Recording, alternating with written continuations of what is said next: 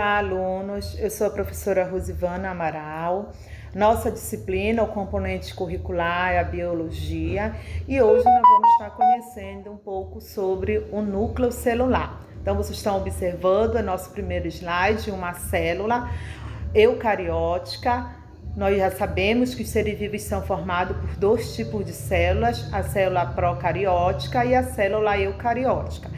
Na nossa imagem, nós temos uma célula eucariótica, que apresenta a membrana plasmática, o citoplasma e o núcleo, que geralmente é uma região central. Então, hoje a gente vai estar conhecendo o núcleo celular, o núcleo das células, seus componentes e a função que eles apresentam, né? Conceitos que vão ser essenciais para o nosso estudo, né? A partir de hoje. Então, a partir do conhecimento do núcleo, nós vamos conhecer conceitos que vão ser essenciais para a gente estar entendendo os demais conteúdos presentes no primeiro ano, né, no conhecimento da área da biologia. Então, o que é que vem ser o núcleo? Tá? Conceito. É a região da célula onde se encontra o material genético, DNA, dos organismos unicelulares e multicelulares, né? Tanto dos organismos que têm uma única célula, quanto dos organismos que apresentam muitas células, variados tipos de célula. O núcleo é o que caracteriza os organismos eucariontes e os diferencia dos procariontes que não possuem núcleo. Função do núcleo. O núcleo é como o cérebro da célula, pois é a parte dele que parte as decisões. É onde se localizam os cromossomos compostos de moléculas de ácido desoxirribonucleico, DNA, que carrega toda a informação sobre as características da espécie e participa dos mecanismos hereditários. Então, o núcleo é a estrutura da célula que coordena todo o metabolismo, todo o funcionamento da célula está ligado ao núcleo. É ele que comanda, é ele que direciona as atividades celulares. Então, o núcleo, ele apresenta, estrutura. Então, quando se considera a estrutura do núcleo, é necessário estabelecer a fase em que a célula se encontra, pois a estrutura varia conforme a célula esteja ou não em divisão. Então, a célula que não está se dividindo está no período de interfase, um período que nós chamamos de interfase.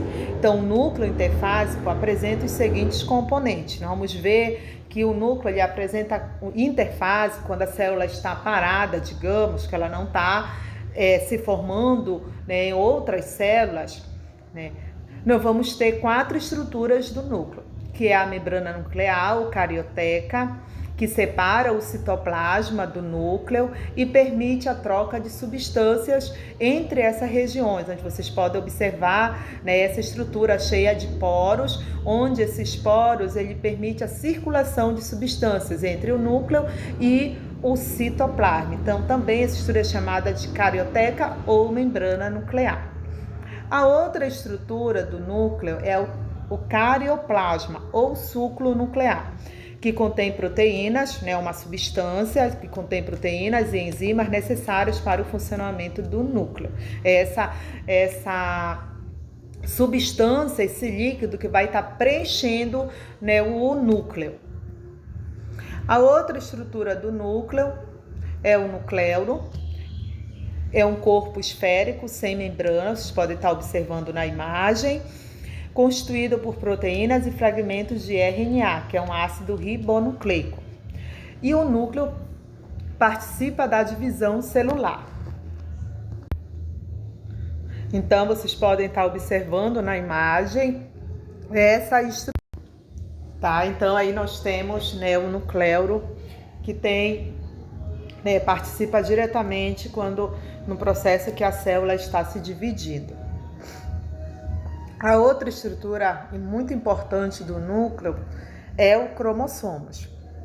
São estruturas que armazenam a informação genética dos organismos. Aí nós podemos ver os cromossomos, espiralados, mas também os cromossomos eles podem se apresentar em forma de cromatina, que são filamentos únicos, semelhante né, a um macarrão, por exemplo, novelos de macarrão, né? Então a cromatina ela se transforma em cromossomos, né? Então os cromossomos eles são as estruturas que permitem, né, o armazenamento de todas as nossas informações genéticas estão contidas nessa estrutura, né? Por exemplo, cor do cabelo, cor da pele, tipo de sangue e até mesmo as doenças hereditárias, né? Elas estão presentes nessa estrutura chamada, né, de cromatina, que se transforma em cromossomos. Qual é a função dessa estrutura? É armazenar a informação hereditária e essa informação está contida no DNA. Então, os cromossomos eles são formados por DNA e proteínas. E é neles que vai estar toda a nossa constituição genética. Estrutura dos cromossomos, né? Os cromossomos eles apresentam partes. Vocês podem estar, né, observando aí na imagem. Então, o cromossomo ele apresenta as seguintes partes: cromatídeos, que são o resultado da divisão longitudinal do cromossomo durante a divisão celular. Vocês podem estar observando aí, né? O centrômero, que nós chamamos de contrição primária, que divide o cromossomo em dois braços e influencia o movimento durante a divisão celular. Em geral, há um único centrômero por cromossomo, embora haja organismos dicêntricos ou policêntricos. Então, nós podemos observar aqui, né, nós vamos ter a cromatina, que eu falei para vocês, que se transforma em cromossomos, né, um cromossomo condensado, inativo, né, aí nós temos, né, a cromatina. E essa cromatina, ela se transforma em cromossomos. Nós temos um cromossomo simples, né, mais condensado, espiralizado, que nós chamamos, e aí nós temos um cromossomo duplicado, né, com cromatídeos irmãs, né, com os dois braços que compõem este cromossomo.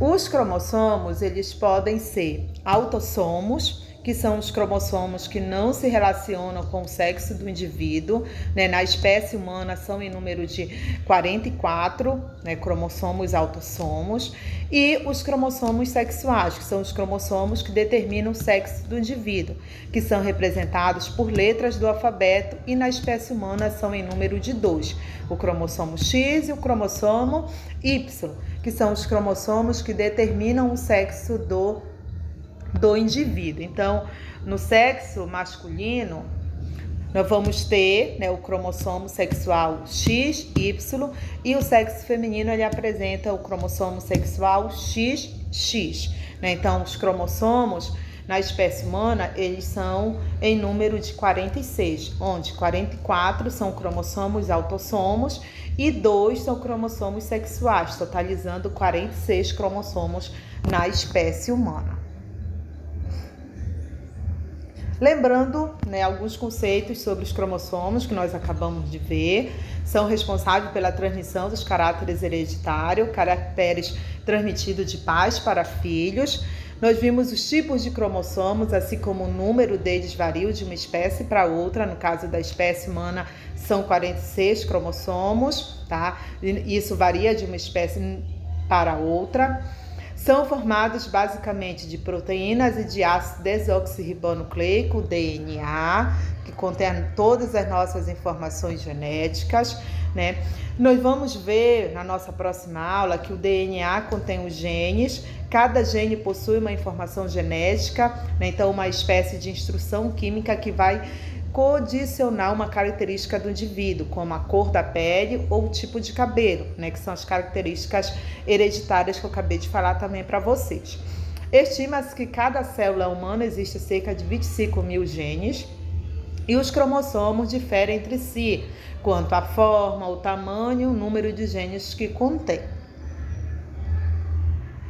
Exemplos de seres vivos e o número de cromossomos em suas células. Como eu falei, né, cada espécie vai apresentar um número constante de cromossomos. Ser humano, 46, o chimpanzé, 48, camundongo 40, um gato doméstico 38, gorila 48, o feijão 22, cebola 16, mamão 18, cavalo 64, o cão 78 e o pepino 14. Então esse quadro aqui ele mostra, né, o número de cromossomos que se diferencia de uma espécie para outra, sendo o número total.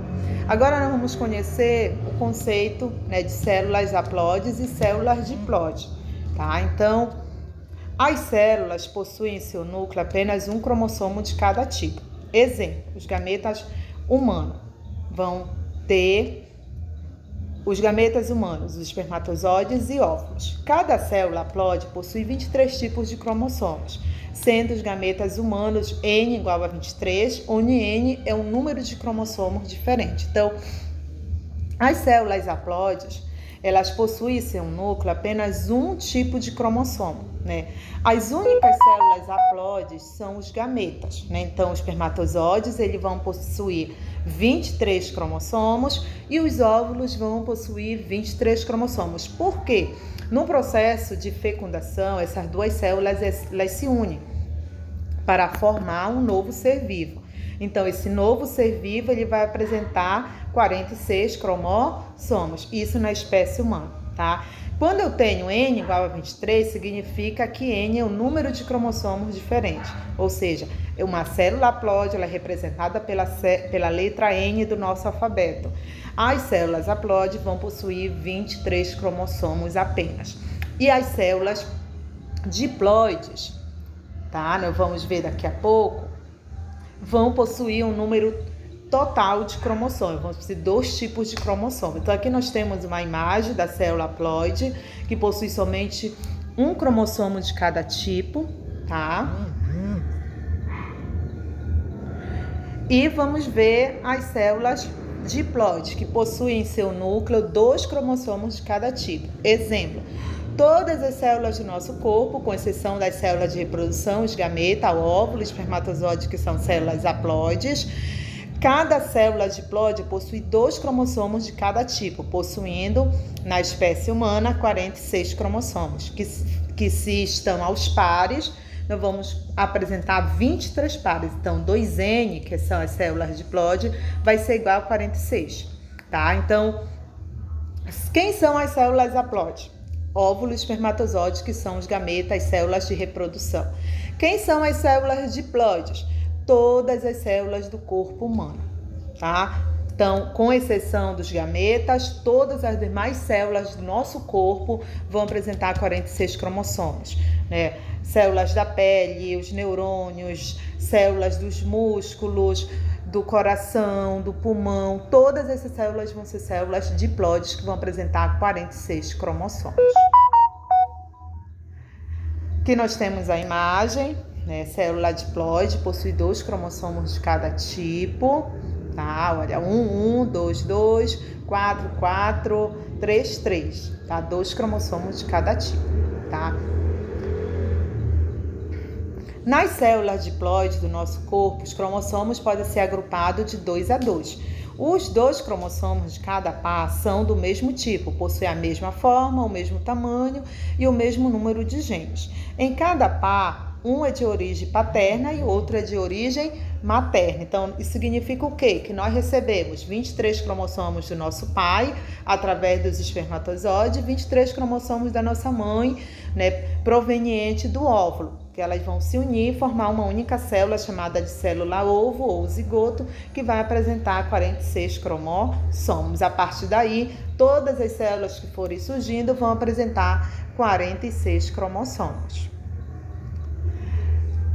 Agora aqui nós temos alguns conceitos, né? Célula somática é uma célula diploide que se divide para formar o corpo dos seres vivos.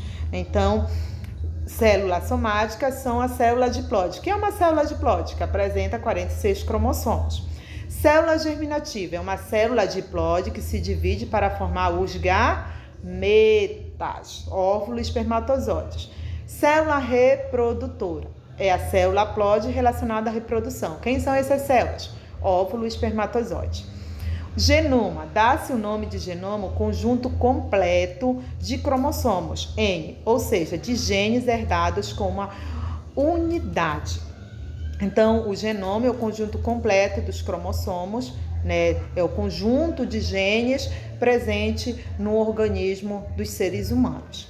E o cariótipo, dá-se o nome de cariótipo ao conjunto de cromossomos. O genoma é gene, cariótipo é cromossomos da célula, considerando o número de cromossomos, sua forma e tamanho e a posição do centrômero, que é a estrutura que nós acabamos de ver. As células somáticas do corpo humano apresentam 46 cromossomos, incluindo 22 cromossomos autossomos e 2 cromossomos sexuais. No caso dos homens, um é X e um é Y. Nas mulheres, nós temos 2XX. A diferença destes cromossomos é responsável pelas características que determinam o sexo masculino e o sexo feminino. Espero que vocês tenham entendido, compreendido um pouco das estruturas, do funcionamento do núcleo das nossas células. E até a próxima